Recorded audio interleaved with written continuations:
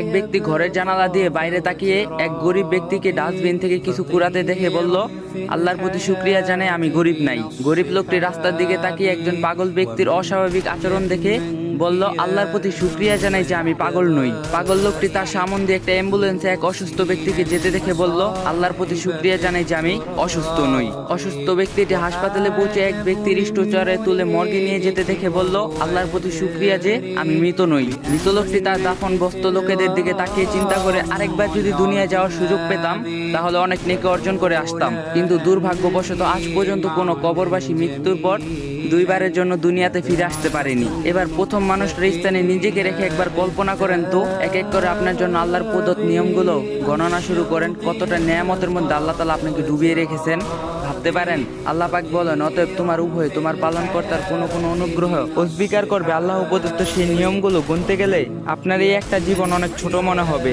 তাই আসুন আমরা যে যার অবস্থা থেকে সবাই বলে আলহামদুলিল্লাহ। আর যদি ভিডিওটা ভালো লাগে অবশ্যই কপি লিংক করে দিবেন।